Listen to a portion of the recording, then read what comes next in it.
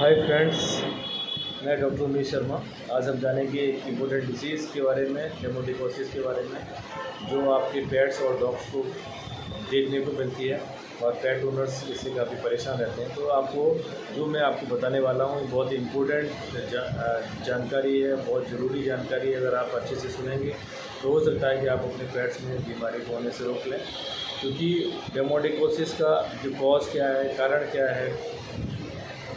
कारण जो है वो डेमोडेक्स कैनिस जो माइट होता है वो रीजन होता है, और वो जब आपके पेट्स की बॉडी सरफेस पे आता है या उसके कांटेक्ट में आता है, तब ये बीमारी आपके पेट्स को होती है। बीमारी ट्रांसमिशन कैसे होता है कि डायरेक्ट कांटेक्ट में आने से ट्रांसमिशन होता है। डायरेक्ट कांटेक्ट किसका आएगा कि आपका पेट जब बाहर जाता है, स्ट्रीट डॉग्स के संपर्क में आता है जिसको ये इन्फेक्शन है, या किसी ऐसे पेट के संपर्क में आता है जिसके अंदर ये इन्फेक्शन है, तो वहाँ से वो माइट का इन्फेक्शन आपके पेट्स की स्किन पे लगता है, और वहाँ से माइट पेनिट्रेट करके फॉलिकल के अंदर जाके फॉलिकल को डैमेज करते हैं। डैमेज करने से क्या होता है, एलोपेसिया हो जाता है, और ये शिकायत खास तौर से ओनर्स के अंदर देखने को मिलती है।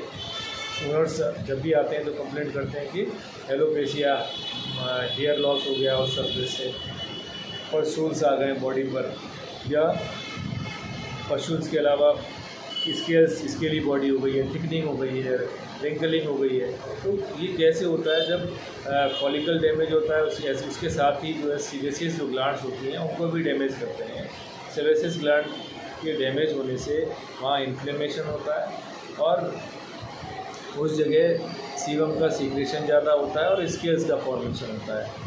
उसके बाद में स्किन सिकुड़ना शुरू हो जाती है, रिंकलिंग ऑफ स्किन हो जाती है, थिकनिंग ऑफ स्किन हो जाती है। स्किन आप देखेंगे तो आपको मोटी स्किन दिखेगी, तो ये आपको देखने को मिलता है। पुस्टूल्स हो जाते हैं बॉडी पर, एपिथेलाइजेशन हो जाता है स्किन सरफेस का।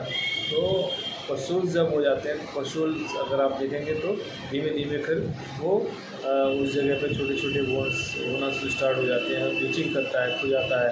जब डॉग बार बार खो जाएगा, इचिंग करेगा, क्योंकि माइट भी जो क्या है एलर्जी वहाँ होती है। एलर्जी होगी तो इचिंग होगी तो जब स्क्रैचिंग करेगा डॉग तो उससे वहाँ पर घाव होना स्टार्ट हो जाते हैं।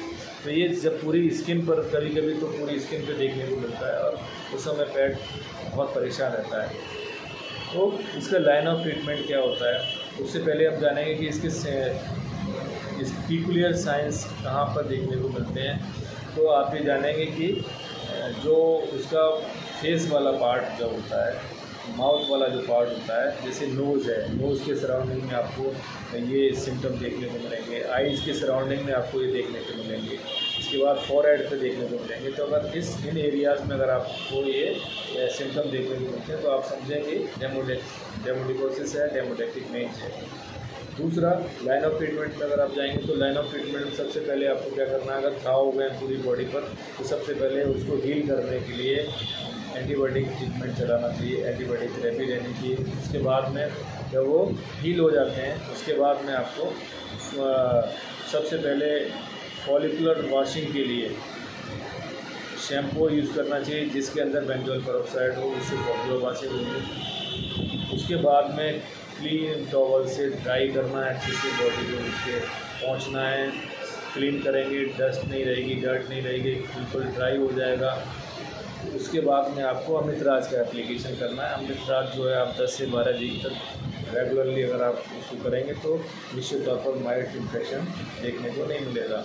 क्योंकि कभी कभी देखने को मिलता है 2-4 बार आपने अमृतराज की वॉशिंग कर दी या सॉल्यूशन दे दिया, कुछ दिनों के बाद देखने को मिलते हैं कुछ माइट्स वहाँ रह जाते हैं अंदर सरफेस पे, और फिर दोबारा से रिकरेंस होने के चांस हैं। तो आपको ये करना है।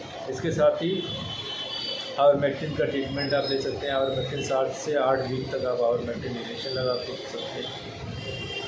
सबका इंजेक्शन लगते हैं आपके पेट से। जब आप कॉन्टैक्ट में आएंगे तो ये लाइन ऑफ ट्रीटमेंट आपको देखने को मिलेगा।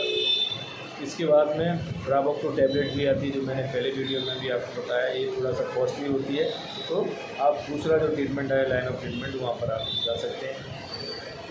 इसके बाद में प्रिवेंटिव मेजर्स क्या हैं? प्रिवेंटिव मेजर्स में यही है कि आपको जो इन्फेक्टेड डॉग्स हैं उनके संपर्क में नहीं आने देना है अपने पेट को, डॉग को, या फिर जो स्ट्रीट डॉग्स हैं उनके संपर्क में नहीं आने देना है, क्योंकि the disease is transmitted by the direct contact of the infected dog. तो इसलिए आपको अगर प्रिवेंशन करना है, डिसीज़ ट्रांसमिट नहीं होने देना है अपने पेट में, तो उससे बचा सकते हैं।